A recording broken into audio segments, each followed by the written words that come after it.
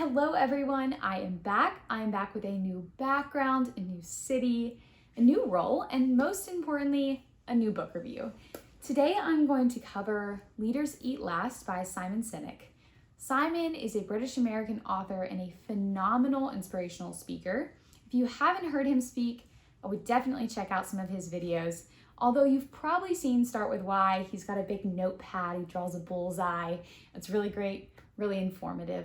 And he also does a great job with this book, Leaders Eat Last. And there are three major takeaways that I'm going to cover today. So let's get started. Firstly, I learned that leadership is not about your title. When I first started at IBM, I was talking with one of my mentors and I spoke about how I really wanted to be a leader. And he looked at me through Cisco WebEx and said, Madison, you can be a leader no matter what role you're in or how new you are. And I really needed to hear that, and I'm sure some of you do as well. And this book reminded me that being a leader is not about a title, but it is an attitude and a choice. Simon defines leadership as the choice to serve others with or without any formal rank. It is a choice to be a leader. And it is an attitude of selflessness and empathy, really putting others before yourself. Leadership is about protecting those around you, and it is eating last to make sure others are provided for first. Lieutenant General George Flynn says that the cost of leadership is self-interest. This is something for us to consider as leaders. Are we sacrificing some of our own self-interest for those in our charge? It's kind of a challenging idea to grapple with, and it definitely was a question that I think about sometimes. And the second idea that really stood out to me in this book was the idea of the circle of safety. And the best way for me to illustrate it is to have someone else illustrate it. So I'm going to read a fable that was included in the book. It says, "A lion used to prowl about a field in which 4 oxen used to dwell. Many a time he turned to attack them. But whenever he came near, they turned their tails to one another, so that whichever way he approached, he was met by the horns of one of them. At last, however, they fell a-quarreling among themselves, and each went off to pasture alone in a separate corner of the field. Then the lion attacked them one by one, and soon made an end of all 4.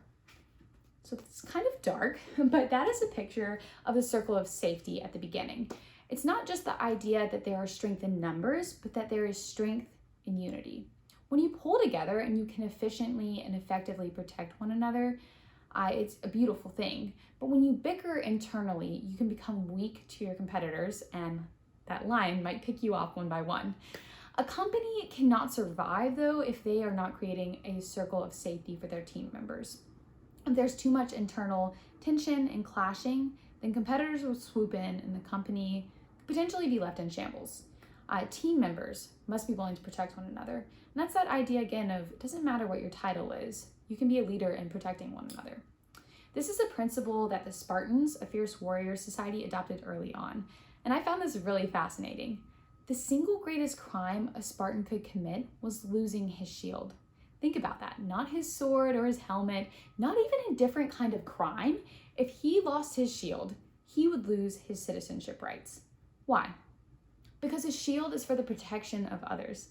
Can you imagine being on a team that values the team to that extent? It's an amazing idea. So, a leader protects and develops a circle of safety. And a question to think about is, what are you doing as a leader to foster that sense of safety? I started thinking about the idea of safety and what that meant and really what it felt like. And I think the reason why we can ever feel safe is because of trust. Trust is one of the most crucial elements to developing a sense of safety and truly building a good team. When I feel safe with someone, it's because I trust them to look out for me in my best interest. I'm not wondering what their motivations are, I trust them. So trust is the foundation of the circle of safety. And one way to earn trust is to extend trust. Something I learned from another teaming leadership book that you might hear about later is that to build trust, you have to know one another and be a little vulnerable. Again, you have to feel safe enough to open up. This trusting environment should inspire questions and collaborations, not a hesitation to speak up. And as you build trust, you also develop a sense of belonging. When you feel like you can speak up and that when you do, you're heard, you feel more valuable and known.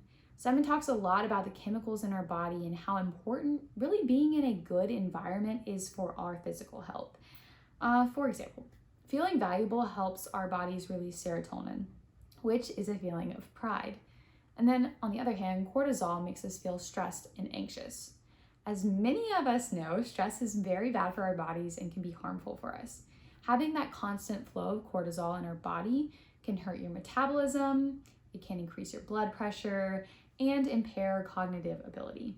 So a bad working environment, as you can imagine, can increase levels of stress. And I hope you're not too stressed right now. If you're constantly worried that making a mistake at work will get you in trouble, or you're constantly worried about getting laid off, or that you can't trust your teammates or your leader, then there is that continual flow of cortisol.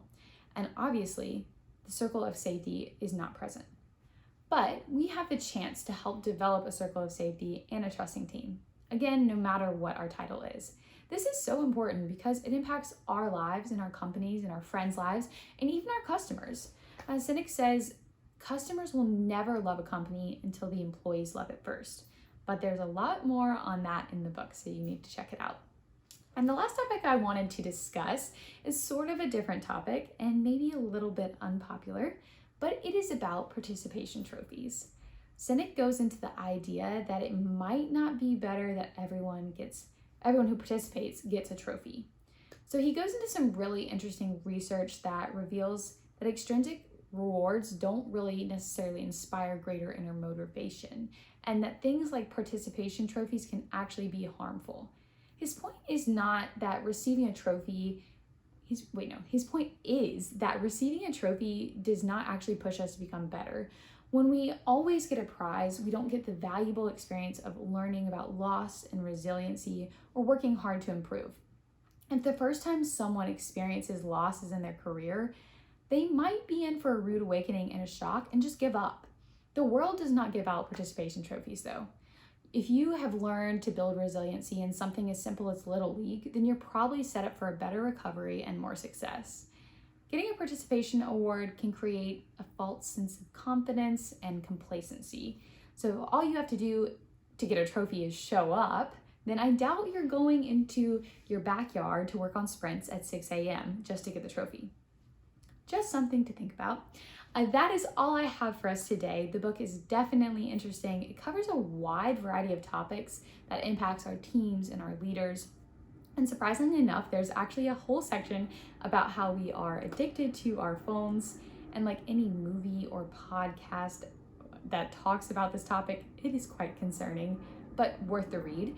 And just remember as you go about your day as a leader, think about those whom you serve and how you can build a stronger circle of safety. Thank you for checking this out. Make sure to follow the hashtag #SpinalTap so you don't miss out on any of my future reviews. And I'll see you next time.